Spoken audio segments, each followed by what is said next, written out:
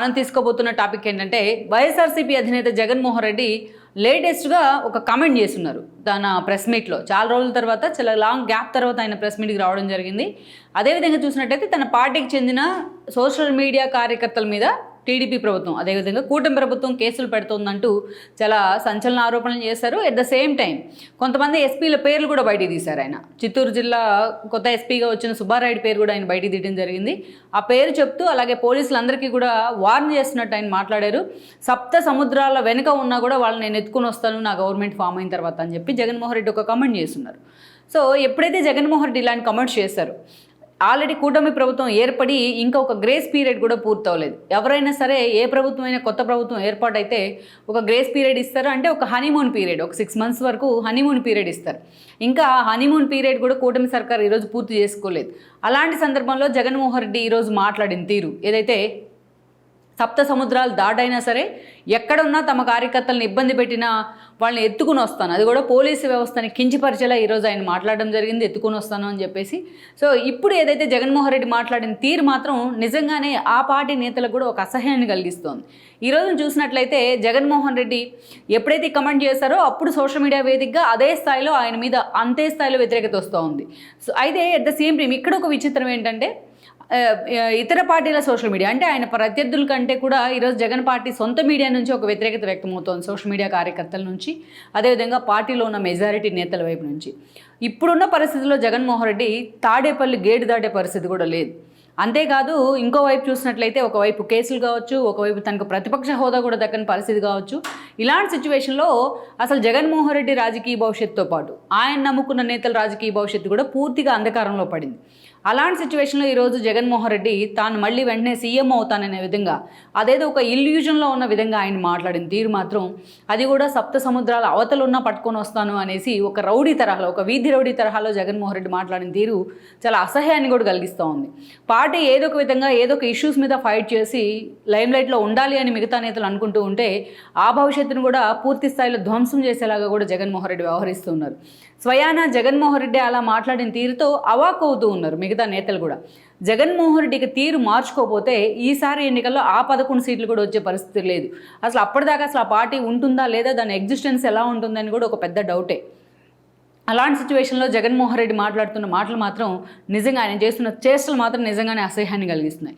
అది కూడా ఎవరో పార్టీ కోసమో తన కోసమో పెద్ద త్యాగం చేసిన వాళ్ళు మాట్లాడినా, త్యాగం చేసిన వాళ్ళ మీద కేసులు పెట్టినా జగన్మోహన్ రెడ్డి మాట్లాడితే ఒక రకం ఉంటుంది. కానీ జగన్మోహన్ రెడ్డి ఈరోజు మాట్లాడింది ఎవరంటే, జగన్మోహన్ రెడ్డి చుట్టూ ఉన్న వాళ్ళంతా ఒక దరిద్రులే. అలాంటి వాళ్ళ కోసం జగన్మోహన్ రెడ్డి ఈరోజు మాట్లాడే ప్రయత్నం చేస్తూ ఉన్నారు. అది కూడా సప్త సముద్రాల దాకా వెళ్తాను అని. తన క్యాడర్కి మనోధైర్యం నింపేందుకు జగన్మోహన్ రెడ్డి అలా మాట్లాడారని వైఎస్ఆర్సీపీ నేతలు చెప్తున్నప్పటికీ కూడా, బట్ ఈరోజు చూసినట్లయితే జగన్మోహన్ రెడ్డి ఎవరి కోసం మాట్లాడుతున్నారు అలాంటి మాటలన్న చర్చ కూడా హాట్ టాపిక్ అవుతుంది. అలాంటి వాళ్ళందరి గురించి కూడా మనం ఒకసారి చెప్పుకునే ప్రయత్నం చేద్దాం. ఈరోజు అసలు టీడీపీ వైపు నుంచి, కూటమి ప్రభుత్వ వైపు నుంచి కేసులు పట్ట వాళ్ళని గురించి కూడా మనం చెప్పుకునే ప్రయత్నం చేద్దాం. అలాంటి వాళ్ళ కోసమా జగన్మోహన్ రెడ్డి ఎంత ఎత్తున మాట్లాడుతున్నారు అనేది చాలామందికి అర్థం కాని విషయంగా మారింది. మనం చూసినట్లయితే జగన్మోహన్ రెడ్డి మొన్నటి ఎన్నికల్లో, గత ప్రభుత్వంలో అంటే 2019 ఎన్నికల్లో జగన్మోహన్ రెడ్డి 151 సీట్లతోని థమ్మింగ్ మెజారిటీతోని సీఎం అయ్యారు. ఒక 151 సీట్స్ మ్యాండేట్ ఇవ్వడము అవుట్ ఆఫ్ 175 అంటే అది ఆషామాషి విషయం కాదు. జగన్మోహన్ రెడ్డి ఒక ఛాన్స్ కావచ్చు, పీకే టీం తీసుకొచ్చిన వ్యూహాలు కావచ్చు, జగన్మోహన్ రెడ్డి జనంలో ఉంటూ చేసిన పాదయాత్ర కావచ్చు, నేను ఉన్నాను నేను విన్నాను అని చెప్పిన ఒక సినిమా డైలాగులు కావచ్చు. ఇలా వైఎస్ రాజశేఖర రెడ్డి పెట్టి కాబట్టి ఒక్కసారి ఈయన పాలన కూడా చూద్దామని జనం అనుకున్నారు ఏపీ ప్రజలు. ఆ క్రమంలోనే జగన్మోహన్ రెడ్డి 151 సీట్లతోని ఒక థమ్మింగ్ మెజారిటీతో గెలిచారు. అప్పుడున్న పరిస్థితుల్లో టీడీపీకి 23 సీట్లే దక్కాయి. లోకేష్ లాంటి వాళ్ళు కూడా మంగళగిరి నుంచి ఓడిపోవడం జరిగింది. పార్టీ ఓటమి మొత్తం ఒక ఎత్తు, లోకేష్ ఓటమి ఒక్కటే ఒక ఎత్తు అన్నట్టుగా ఆ రోజు వైఎస్ఆర్సీపీ ప్రచారం చేస్తూ లోకేష్ని పూర్తి స్థాయిలో ఒక అనామకుడిగా చిత్రించే ప్రయత్నం, ఒక హేళనగా చిత్రీకరించే ప్రయత్నం చేస్తూ వచ్చారు 5 ఏళ్ల పాటు. అక్కడ నుంచి మనం చూస్తే ఎవరైనా 151 సీట్లు వస్తే చాలా స్ట్రాంగ్ బేస్ ఉన్నట్టు ప్రభుత్వానికి. బట్ జగన్మోహన్ రెడ్డి తాను 35 ఏళ్ల పాటు ముఖ్యమంత్రిగా ఉంటానంటూ కూడా ఆ 5 ఏళ్ల పాటు కూడా ఇలాంటి ముఖ్యమంత్రి అనిపించుకునే పరిస్థితి కనిపించాడు. ప్రజావేదిక కూల్చడం దగ్గర నుంచి పోలవరం రివర్స్ టెండరింగ్ దాకా, ప్రతి ఒక్కటి power purchases agreement reverse tendering దాకా జగన్మోహన్ రెడ్డి పాలనలో అడుగున రివర్స్ టెండరింగే. ఎట్ ద సేమ్ టైం ఇక ప్రతిపక్షాలని, ఎస్పెషల్లీ చంద్రబాబు నాయుడు, పవన్ కళ్యాణ్ అనే పేరే వినిపించకుండా చేయడానికి చాలా కష్టపడ్డారు ఆయన. అమరావతిని విధ్వంసం చేయడం మొదలుకొని టీడీపీకి చెందిన సీనియర్ నేతలు మొత్తాన్ని కూడా జైల్లోకి తరలించిన పరిస్థితి, కరోనాలు తీసుకొచ్చిన పరిస్థితి.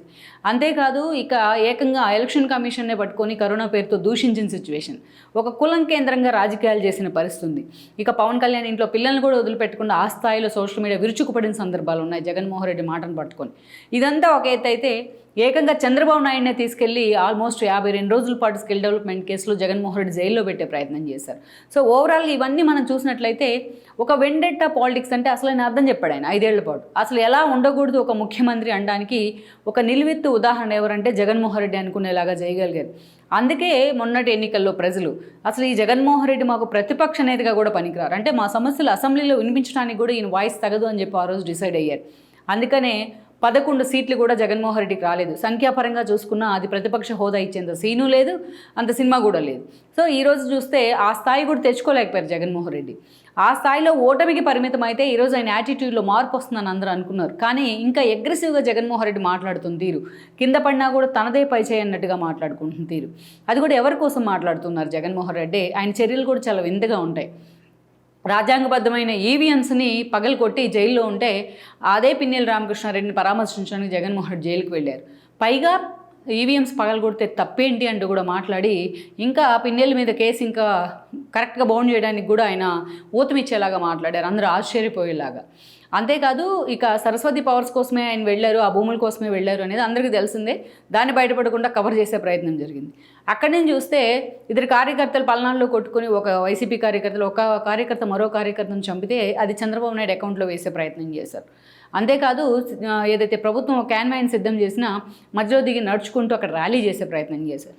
ఏకంగా నందిగం సురేష్, చంద్రబాబు నాయుడు ఇంటికి దాడికి వెళ్ళిన కేసులో నందిగం సురేష్, సోషల్ మీడియా వేదికగా ఎన్నో అరాచకాల కేంద్రంగా మారి నందిగం సురేష్ని అరెస్ట్ చేస్తే అలాంటి వ్యక్తిని పరామర్శించారు. అక్కడి నుంచి చూసినట్లయితే ఇక అనేక రకాలుగా జగన్మోహన్ రెడ్డి ఈ రోజున ఇంతవరకు లోకేష్ రెడ్ బుక్నే నేను ఓపెన్ చేయలేదని చెప్తా ఉంటే రెడ్ బుక్ రాజ్యాంగం పేరుతో జగన్మోహన్ రెడ్డి దానికి క్యాంపెయిన్ కల్పించే ప్రయత్నం చేస్తున్నారు.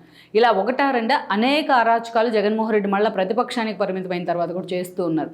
ఆయన యాటిట్యూడ్లో మార్పు వస్తుందా అనుకున్న వాళ్ళని పూర్తిగా ఈ రోజు కూడా నట్టేట్లు ముంచుతున్నారు. ఇక లేటెస్ట్గా చూసినట్లయితే ఎప్పుడైతే పవన్ కళ్యాణ్ మాట్లాడారు, హోమ్ మినిస్టర్ నేనే అయితే అంటూ మాట్లాడారైనా అవసరమైతే తీసుకుంటా అన్నారు. ఇప్పుడు కూటమి ప్రభుత్వం సోషల్ మీడియా వైసీపీ అరాచక శక్తుల విషయంలో చాలా ఫర్మ్గా పనిచేయాల్సిన అవసరం ఉందంటూ కూడా ఆయన కొన్ని హెచ్చరికలు జారీ చేశారు. ఎప్పుడైతే పవన్ కళ్యాణ్ అలా మాట్లాడారో అటు డీజీపీ దగ్గర నుంచి ఇటు హోమ్ మినిస్టర్ దాకా కూడా దాన్ని ఎండార్స్ చేస్తూ కూడా సపోర్ట్ చేస్తూ ఆయనకు మాట్లాడడం కూడా జరిగింది. అంతే ఫర్మ్గా యాక్షన్ ప్లాన్ కూడా మంత్రివర్గ భేటీ తర్వాత చంద్రబాబు నాయుడు నిర్ణయించారు. ఈ క్రమంలోనే ఈరోజు చూసినట్లయితే ఒక వర్రా రవీంద్రారెడ్డి భారతికి దగ్గర బంధువే. అసలు ఆయన భారతీ పిఏగా కూడా వ్యవహరిస్తారు అమ్మ పులివెందులు వెళ్ళినప్పుడు కానీ కడప వెళ్ళినప్పుడు కానీ. సో వైసీపీ సోషల్ మీడియాని ఒక పీక్ స్టేజ్కి, బూతులతో ఒక పీక్ స్టేజ్కి తీసుకెళ్ళిన ఘనత అంటే ఆయనకే దక్కుతుంది, వర్రాకే దక్కుతుంది. ఈరోజు అలాంటి ఆయన అరెస్ట్ చేస్తే అక్కడ లోకల్గా ఉన్న పోలీసులు అంతా కలిసి ఆయన మళ్ళీ వదిలిపెట్టిన పరిస్థితి, ఆయన అప్స్కాండ్ అయిన సిచ్యువేషన్ అయితే ఉంది. ఆ స్థాయిలో వర్రా అనే పేరెత్తితేనే అటు హోమ్ మినిస్టర్ అనిత మీద దగ్గర నుంచి ఇటు పవన్ కళ్యాణ్ పిల్లల దాకా ఎవరిని వదిలిపెట్టకుండా అంత అసహ్యకరమైన లాంగ్వేజ్తో సోషల్ మీడియా వేదికగా కూడా బూతులు మాట్లాడారు ఆయన. అలాంటి ఆయన్ని ఈరోజు పోలీసులు అరెస్ట్ చేస్తే దాన్ని జగన్మోహన్ రెడ్డి ఖండిస్తూ ఉన్నారు. అంతేకాదు ఈరోజు చూసినట్లయితే ఇక బోరుగడ్డ అనిల్ పేరెత్తి ఆ పేరు పలకాలంటేనే మనకు అసహ్యం వేస్తోంది. అలాంటి బోరుగడ్డ అనిల్ ఈరోజు లోకేష్, భువనేశ్వరి, బ్రాహ్మణి మొదలుకొని చంద్రబాబు నాయుడు మొదలుకొని పవన్ కళ్యాణ్ని, ఆయన ఫ్యామిలీని, ఆయన పిల్లల్ని కూడా వదిలిపెట్టకుండా చాలా అసహ్యకరమైన రీతిలో బోరుగడ్డ అనిల్ మాట్లాడారు. ఆయనకి బిర్యానీలు పెట్టి మేపుతూ ఉన్నారు ఈరోజు పోలీసులు. అలాంటి వ్యక్తిని అరెస్ట్ చేస్తే జగన్మోహన్ రెడ్డి ఖండిస్తూ ఉన్నారు. చాలా ఇది నిజంగా ఒక వికృతానందం, ఒక వికృత చర్య అని అనుకోవాలి. అంతేకాదు ఇక అక్కడి నుంచి మనం చూసుకుంటున్నట్లయితే ఒక పోసాని కావచ్చు, పవన్ కళ్యాణ్ వాళ్ళ అమ్మని కూడా అవమానించేలాగా పోసాని లాంటి వాళ్ళు మాట్లాడితే ఈరోజు అలాంటి వాళ్ళకి మీద కేసులు కూడా రెడీ కాబోతున్నాయి. ఇక డైరెక్టర్ వర్మ పేరుకి సినిమా డైరెక్టర్ అయినా ఒకప్పుడు పేరుంది, కానీ ఆ పేరుని తన చేతులతో తనే జడగొట్టుకున్నారు. అలాంటి వర్మ ఎన్నో సినిమాలు జగన్మోహన్ రెడ్డి అండ్ టీమ్ స్పాన్సర్తో ఎన్నో సినిమాలు తీశారు. ఆయన అటు చంద్రబాబు నాయుడిని, లోకేష్ క్యారెక్టర్ని కించపరిచేలాగా కూడా కనీసం ఆ రోజున టీడీపీ నోరెత్తి చెప్పడానికి కూడా లేని పరిస్థితులు కల్పించారు. అలాంటి వర్మ కావచ్చు. ఇలా మనం చెప్పుకుంటూ పోతే అనేక మంది ఉన్నారు వైఎస్ఆర్సీపీ. ఈరోజు పార్టీ అధికారంలో లేకపోయినా ఆ స్థాయిలో సోషల్ మీడియా వేదికగా రెచ్చిపోతూ ఉన్నారు. వీళ్ళంతా కార్యకర్తలే అనుకోవాలి, ఒక నాగరాజు లాంటి వాళ్ళు కావచ్చు. బట్ వేరే లీడర్స్ విషయానికి వచ్చినట్లయితే నాగరాజు కాదు. లీడర్స్ విషయానికి వచ్చినట్లయితే ఒక రోజా కావచ్చు, అదేవిధంగా ఒక వంశీ కావచ్చు, ఒక కొడాలి నాని కావచ్చు, ఒక ద్వారంపూడి చంద్రశేఖర్ కావచ్చు, గుడివాడ అమర్నాథ్ కావచ్చు. ఇలాంటి వాళ్ళు చాలామంది, యునేమిట్ ఎనీవన్, ఇంతమంది నేతలు ఉన్నారు. ఆ స్థాయిలో బూతులు మాట్లాడుతూ బూతులను ఎండార్స్ చేస్తూ సోషల్ మీడియా ఏదైతే మాట్లాడుతుందో తెల్లారి పొద్దున్న వీళ్ళు దాన్ని బట్టి కొట్టి మరి వచ్చి మీడియా ముందు మాట్లాడేవాళ్ళు. అలా వీళ్ళందరి మీద ఆల్మోస్ట్ కేసులు పడ్డాయి. ఇదే అవినాష్, దేవినేని అవినాష్ తెలుగు యువత బాధ్యతలు ఇచ్చారు వాళ్ళ తండ్రి మరణం తర్వాత. గుడివాడ టికెట్ ఇచ్చారు ఆయనకి చిన్నవాడైనప్పటికీ. అలాంటి అవినాష్ ఈరోజు తనకు పదవులు ఇచ్చిన ఆ నేతనే చంద్రబాబు నాయుడిని లోకేష్ విమర్శిస్తూ రోడ్డెక్కిన పరిస్థితి కూడా ఉంది. ఇదే కొడాలి నాని టీడీపీ నుంచి తన రాజకీయ జీవితం ప్రారంభించారు. బట్ అంత కొడాలి నాని మాట్లాడిన బూతులు ఎవరు మాట్లాడుండరు చంద్రబాబు నాయుడు మీద. ఇదే వంశీ చంద్రబాబు నాయుడు భిక్ష వేస్తే టికెట్ తెచ్చుకున్నారు. ఇదే వంశీ భువనేశ్వర్ని లోకేష్ పుట్టుకుని అవమానిస్తూ కూడా మాట్లాడారు. ఇదే రోజా రాజకీయ జీవితం ప్రారంభించింది. ఆమెకు రాజకీయ భిక్ష పెట్టింది కూడా టీడీపీనే. బట్ ఆవిడ కూడా అదే స్థాయిలో కొడాలి నాని వంశీ కంటే రెచ్చిపోయిన సందర్భాలు ఉన్నాయి వాళ్ళ ఫ్యామిలీని అపోనెంట్ ఫ్యామిలీని తిట్టేందుకు. ఇలాంటి వాళ్ళ మీదే ఈరోజు కేసులు పడుతున్నాయి. ఏ పెద్దిరెడ్డి లాంటి వాళ్ళు అంటే ఆయన భూ అక్రమాలకు సంబంధించి కేసులు పడుతున్నాయి, కానీ ఆయన వ్యక్తిగతంగా వేరే ఫ్యామిలీని కించపరచు అంత అసహ్యంగా సోషల్ మీడియా వేదికగా మాట్లాడిన సందర్భము, ఆన్ రికార్డ్ మాట్లాడిన సందర్భము మనం చూడం. రాజకీయంగా ప్రత్యర్థులను ఎదుర్కొనే ప్రయత్నం జరిగింది కానీ ఆయన వైపు నుంచి. సో ఇలాంటి వాళ్ళందరూ కూడా జగన్మోహన్ రెడ్డి ఓటమికి ఈరోజు కీలక పాత్ర పోషించారు. ఈ పిడికెడు మందే. ఎందుకంటే ఆ భాషను తెలుగు ప్రజలు అసహించుకున్నారు, ఆ యాటిట్యూడ్ని అసహించుకున్నారు. జగన్మోహన్ రెడ్డి ప్యాంపర్ చేయడం కారణంగానే వీళ్ళు ఇలా మాట్లాడారు అనేది వాళ్ళు డైజెస్ట్ చేసుకోలేకపోయినారు. అందుకే జగన్మోహన్ రెడ్డితో సహా ఆ వైఎస్ఆర్సీపీని ఇలాంటి వాళ్ళందరినీ పాతాళానికి తొక్కేశారు ఇప్పట్లో లేవలేని విధంగా. కాకుండా ఇక్కడ ఒక పాపం ఇక్కడ ఏంటంటే ఆ పిడికడి మంది చేసిన పనే ఈరోజు మిగతా నేతల ఓటమికి కూడా కారణమైంది. వైఎస్ఆర్సీపీ అంత ఘోర ఓటమి అంచుని నిలబడడానికి ఇలాంటి వాళ్ళు చేసిన ఇలాంటి దరిద్రులు ఇలాంటి వెధవలు చేసిన దారుణాలే.